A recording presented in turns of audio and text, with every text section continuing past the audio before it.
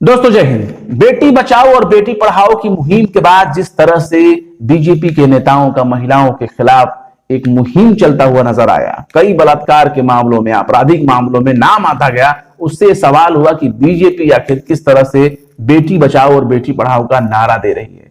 आखिर किस तरह से वो कहेगी कि महिलाओं के सम्मान है बीजेपी मैदान में। अब तो कर्नाटक में जिस तरह से कर्नाटक की सियासत में तहलका मचा, और वो था बीजेपी के मंत्री का सेक्स स्कैंडल। फिलहाल जो मंत्री हैं, नाम सामने आने के बाद अब उन्होंने इस्तीफा दे दिया और अपने इस्तीफे को उन्होंने कहा है कि वो अपने नैतिक कारणों से इस्तीफा दे रहे हैं। उन पर किसी ने दबाव नहीं डाला है। कर्नाटक में बीएस येदियुरप्पा के जो मंत्री हैं रमेश जरकीहोली, उन पर यह आरोप लगा कि उन्होंने नौकरी के बदले सेक्स की डिमांड की और इसके लिए बाकायदा उन्होंने एक महिला के साथ यौन शोषण किया, जिसका सीडी जो है वो कन्नड़ के न्यूज चैनलों पर जा पहुंचा। क्योंकि गोदी मीडिया कर्नाटक के मीडिया से बहुत दूर है, इसलिए ये मामले आने में 24 घंटे की देरी हुई। लेकिन मंगलवार को हर कन्नड़ के टीवी चैनल पर यह एक मुद्दा बना रहा रमेश जरकीहोली का सेक्स स्कैंडल वाला सीडी। इन तमाम आरोपों के लगने के बाद बीजेपी की काफी किरकिरी हो रही थी और यह सवाल हो रहा था कि अब आगे क्या होगा, क्योंकि सामने कई राज्यों का इलेक्शन चल रहा है, शुरुआत हो रही है और इलेक्शन होने वाला है। बीजेपी चुनाव प्रचार कर रही है तो कैसे कहेगी कि बेटी बचाओ और बेटी पढ़ाओ। इसलिए जो कर्नाटक के जल संसाधन मंत्री थे, फिलहाल अभी तक उन्होंने इस्तीफा दे दिया और इस्तीफा देने के बाद अब वो कह रहे हैं कि वो हमने नैतिक कारणों से इस्तीफा दिया है, कोई दबाव नहीं दिया गया और ना ही पार्टी आलाकमान में किसी ने उनसे शिकायत की है। तो ऐसे में सवाल यह है कि आखिर आपने इस्तीफा क्यों दिया।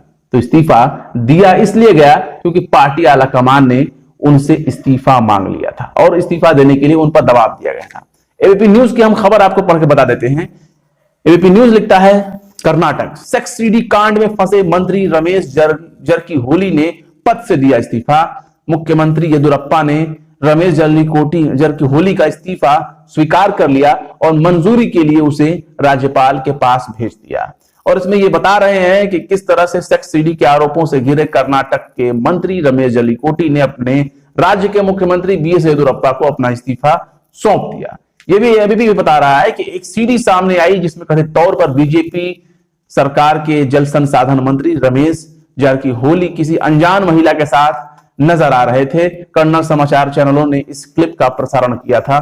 मुख्यमंत्री येदियुरप्पा को दिए अपने इस्तीफे में रमेश जरकीहोली ने कहा है कि वे नैतिक आधार पर इस्तीफा दे रहे हैं और इस मामले की जांच होनी चाहिए। उन्होंने कहा, मेरे खिलाफ आरोप सच्चाई से बहुत दूर हैं, निष्पक्ष जांच होनी चाहिए, मैं नैतिक आधार पर इस्तीफा दे रहा हूं। तो ये नैतिक आधार पर इस्तीफा दे रहे हैं, लेकिन एबीपी ने अपने सूत्रों के हवाले से बताया है कि जरकीहोली ने पार्टी आलाकमान के निर्देश के बाद इस्तीफा दिया है और यह भी बताया है कि बीजेपी के राष्ट्रीय महासचिव और कर्नाटक के प्रभारी अरुण सिंह ने दूसरे राज्य में विधानसभा चुनाव और राज्य में पंचायत चुनाव के मद्देनजर प्रदेश नेतृत्व को पार्टी के फैसले से अवगत करा दिया है। दरअसल ये है कि गुरुवार को जो है बजट सत्र पेश होने वाला है कर्नाटक का, तो बीजेपी अपने लिए कोई किरकिरी का मौका नहीं छोड़ना चाहती है, क्योंकि उसके सर पे एक तरफ कांग्रेस बैठी रहेगी और दूसरी तरफ जो है वो जेडीएस खड़ी रहेगी और इन पर तमाम तरह के सवाल दागने शुरू कर देंगे। फिलहाल आप इस वीडियो के बारे में क्या सोचते हैं, कमेंट बॉक्स में जरूर बताएं।